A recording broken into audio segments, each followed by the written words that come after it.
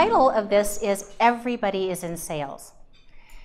You're going to learn a little bit about what I learned when I worked at Robert Mondavi Winery. And I'm going to start off with, there are 5 strategies I learned from Robert Mondavi. Many of you know the name Robert Mondavi Winery. I had the privilege of working in the home office during the 1980s, from 84 to 86. And during that time, we would have company-wide meetings. And Mr. Mondavi said this, and I've never forgotten it, and I think it's something you want to know too. Everybody is in sales. Everybody who works at Robert Mondavi Winery is in sales. From the groundskeeper to the tour guides, the cellar workers, the people in accounting, human resources, and the sales and marketing team. Everybody is in sales. Now think about how that works in your business. The culture at Mondavi was so important. How we treated each other internally translated to how we treated our clients, our vendors, visitors externally. So how are you treating your clients? One of the other things that he imparted, his bit of wisdom, was every Tuesday when he was in town, he brought donuts for the staff. Now, I'm not a big fan of donuts, but it was part of that culture of being able to share something that he felt good about. And that's what he meant by everybody is in sales. One of the things he did was get slightly famous. Now, this strategy can work for you no matter what size your business is. And how the Mondavi family got famous was for a number of things, and not all of them were about the winemaking. Mr. Mondavi and his brother Peter had a famous feud. Another reason they were in the news, when Mr. Mondavi divorced his first wife and remarried Margaret Beaver. That was another news-making opportunity. Now, some people might think, well, that's negative news, but it actually wasn't. Now, they did other things to get themselves in the news, like creating the Great Chefs program and having summer concerts. Not directly wine-related, but again, newsworthy. So what are you doing to get your name in the news? Another way that Mr. Mondavi and the family got themselves known is by being a thought leader. They were innovators. They did research projects in collaboration with UC Davis, both on the viticulture in the ground and how they made the wine. So it wasn't just that they were working by themselves, they pioneered new methods of making better wine from the ground up. And they ultimately endowed a chair at UC Davis for future winemakers. They donated over $45 million.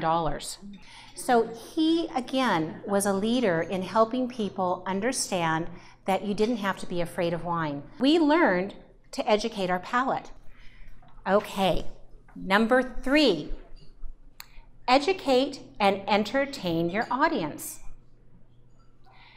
The way that the Mondavis did it was through fabulous tours of the winery, through doing winemaker dinners all throughout the world, through the United States, in Europe, in Asia.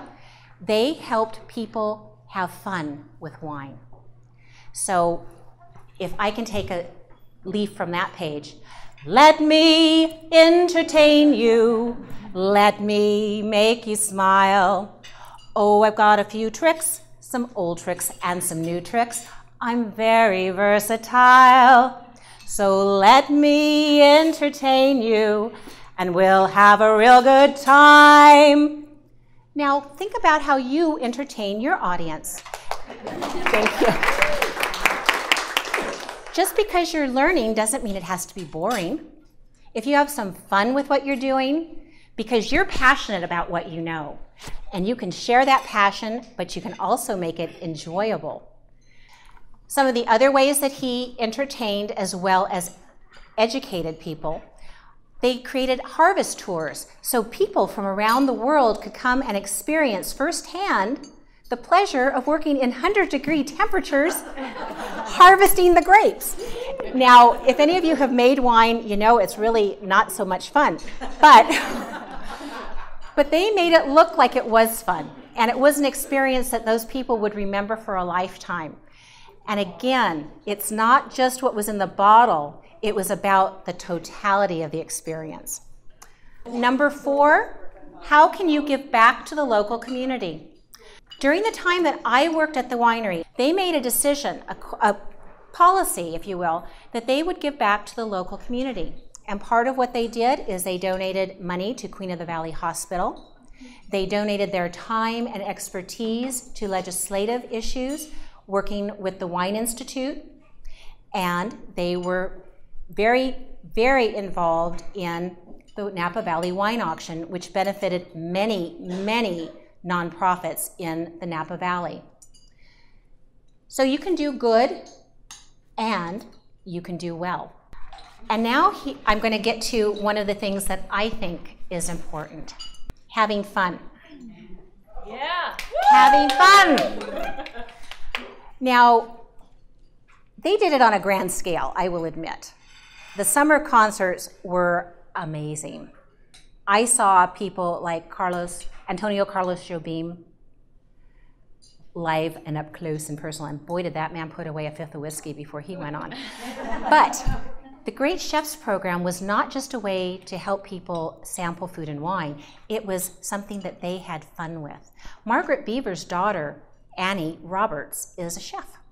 They came up with this way to help people have fun, learn, and again, tell stories about their experience at the winery.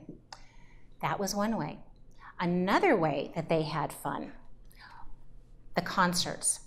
Oh, the concerts were amazing.